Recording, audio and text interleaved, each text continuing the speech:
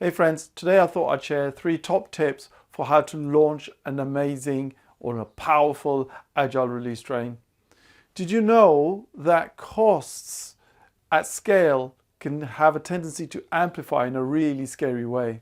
And actually, a typical Agile release train of just say 100 people can cost upwards of £50,000 a day. So it turns very quickly into crazy numbers.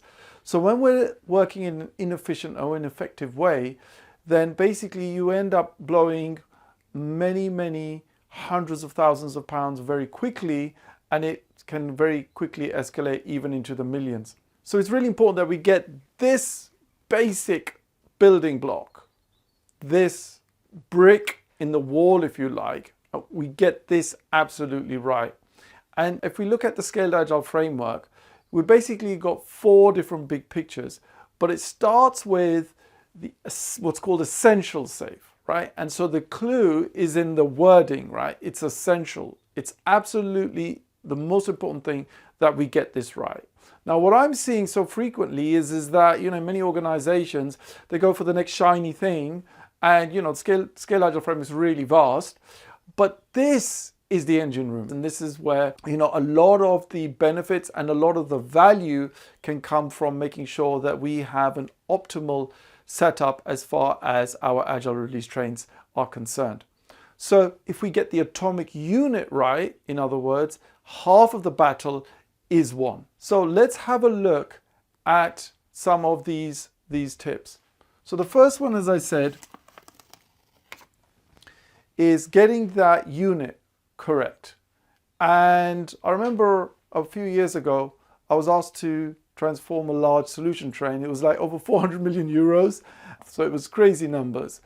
And when I went there, I found that they had about 300 odd people over there, but they had their team set up as design team, development team, test team, a typical kind of what you would expect in a waterfall project or program.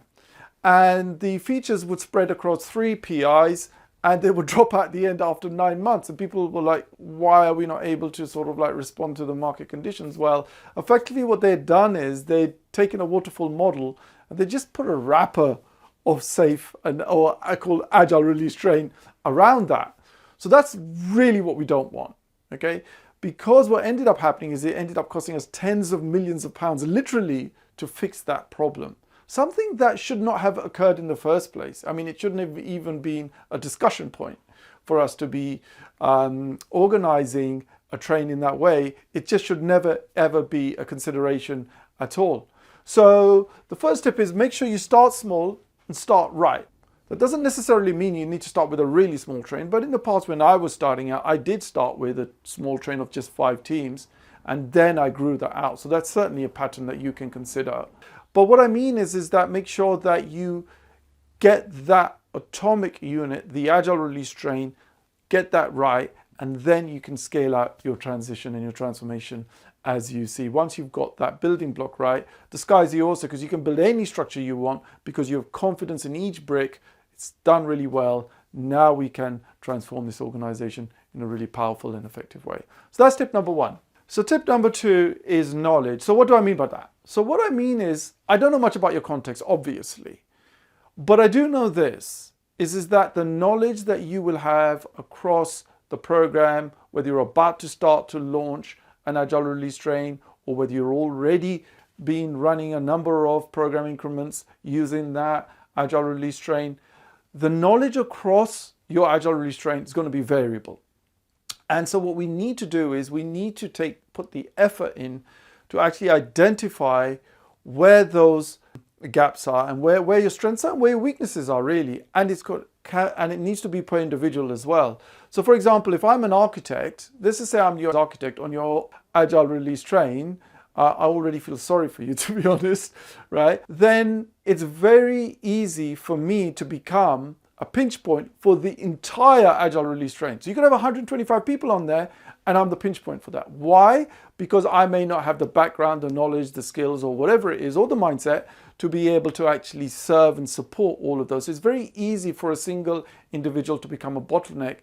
So that's why it's essential to make sure that each role, you get an idea of who's strong where, not as a blame game, it's certainly not, but really to support each other and fill in the gaps and the holes wherever you find it across your Agile Release Train. So that's tip number 2.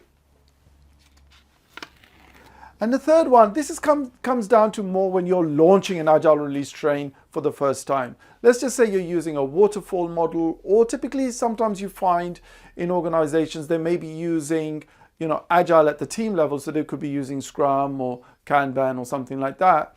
And then they say, okay, we want to move over to the Scaled Agile framework and we want to align and coordinate and do all of those good things. And so we're going to bring these teams together as an Agile Release Train. And so when you're launching that Agile Release Train, there's so many things you need to think about, but also what you want to do and you need to do is you need to understand what the commitments are. And going back to the first comment that I made, a single pinch point can undermine the entire Agile Release Train. Remember what I said in the beginning, a single day delay, £50,000. So if I'm just sitting back, bullshitting with the guys or whatever, I've just blown 50,000 off the Agile Release Train. So we need to make sure that we understand what the commitments are and make sure that they're also realistic in terms of what we are hoping to achieve and the timelines that we've given, to achieve those objectives.